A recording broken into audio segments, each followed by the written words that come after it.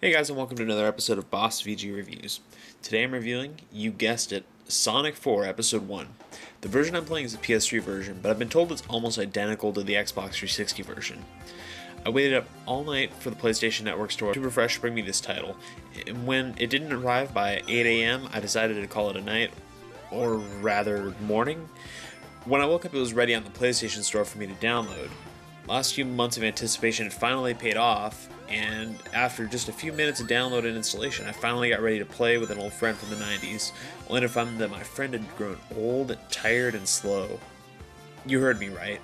I used the word slow to describe Sonic the Hedgehog, the very thing that set Sonic apart from Mario in the 90s that sold the character in every commercial was missing.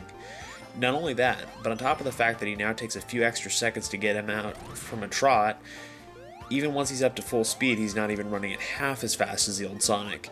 For comparison, I pulled out my Sonic Collection disc for the PS2. Thankfully, I'm still running a PS3 Fat, and it's one of the backwards compatible ones to boot. Hey wait, that looks like... That's the same level they put into Sonic 4, except it actually blazes right past you. I mean, physics also seem to be oddly absent from this game. There are times when you can stop halfway up a half-pipe, hold down, and charge up to a spin blast. Also, the game will nudge your character up a hill if you're not going fast enough. Now, there's a power-up that's common in Sonic games. It looks like a Sonic shoe. When you get it, Sonic speeds up. When you get it in Sonic 4, you barely notice any difference, although the music does speed up.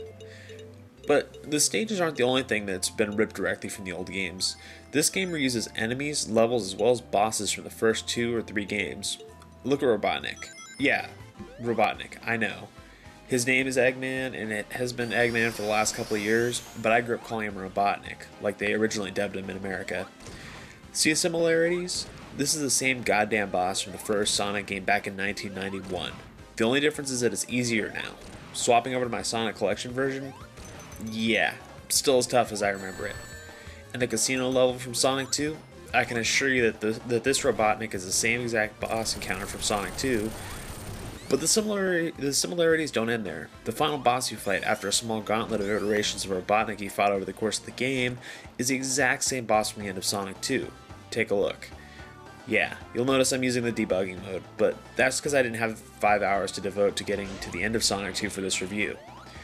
The one thing this game does right is in the looks department. Everything is in crisp HD, but does this matter? In my opinion, it's kind of pathetic how far my old friend has fallen from the days of my childhood. Sonic used to be a serious contender for best character of the 90s, but sadly, unlike Mario, he hasn't aged well. In my opinion, I strongly recommend trying the demo before you buy this game. Actually, I strongly recommend that you don't buy this game at all. Vote with your wallets to tell Sega that their remake of Sonic is a stupid attempt at trying to make a quick buck. Maybe if this game was 99 cents it might be worth it, but for $1 a level, which is 15 levels in total, it definitely isn't worth the money. Well, thanks for joining me on another episode of BossVG Reviews. See you next time.